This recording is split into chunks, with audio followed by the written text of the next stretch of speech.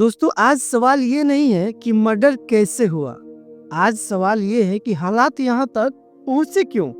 क्यों दो पढ़ी लिखी लड़कियां कानून अपने हाथ में लेने पर मजबूर हो गई। और आज सबसे अहम सवाल, क्या इस पूरे मामले में सिर्फ वही दोषी थी।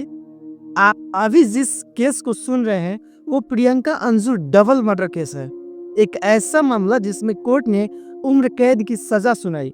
लेकिन ये केस सिर्फ हत्या का नहीं, सिस्टम की चुप्पी का भी है।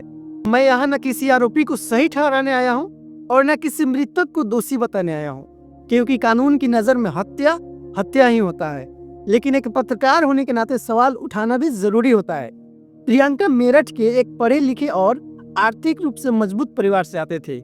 पिता सरकारी इंजीनियर, समाज में सम्मान, पढ़ाई पूरी की, फैशन डिजाइन किया, मिस मेरठ बनी। लेकिन इसके बाद घर के अंदर हालात बदलने लगे। दोस्तों पर रोक लगने लगा, आजादी पर शक होने लगा और हर बात पर सवाल। प्रियंका बालिग थी, पढ़ी लिखी थी, फैसले लेने के लिए उम्र में भी थी, फिर भी उसकी बात सुनी नहीं गई। दिल्ली भेजा गया, जहां हॉस्टल में उसकी दोस्ती हुई एक अंजू नाम की लड़की से। अंजू का बैकग्राउंड पहले से ही संघर्ष भरा था। पिता की मौत, माँ की दूसरी शादी और घर में असुरक्षा, दोनों एक दूसरे का सहारा बनी।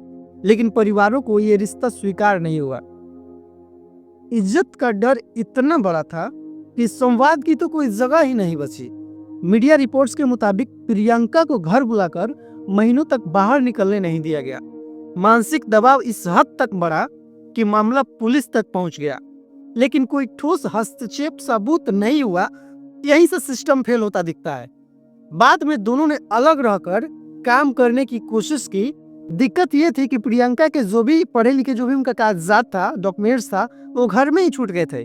और यहीं से वो रात आती है 10 नवंबर 2008 की। प्रियंका और अंजू अपने डॉक्यूमेंट्स लेने घर पहुंची। बातचीत होनी थी, लेकिन बहस हुई। जो हुआ वो बेहद गंभीर अपराध था। माँ और पिता दोनों की हत्या, कोई बहाना नहीं, कोई सफाई नहीं। इसके बाद जांच भी हुई, गिरफ्तारी हुई और अदालत ने दोनों को उम्र कैद की सजा दी। आज दोनों लड़कियां जेल में हैं। लेकिन सवाल अब भी खड़ा है, अगर समय रहते परिवार ने सुना होता, अगर पुलिस ने सिर्फ औपचारिकता नहीं जिम्मेदारी निभाई होती, अगर समाज इज्जत से ज्यादा इंसानियत को तरजीह देता, तो क्या ये दो जानें बच सकती थी। ये मामला सिर्फ क्राइम स्टोरी का नहीं है, ये चेतावनी है परिवारों के लिए, सिस्टम के लिए और समाज के लिए।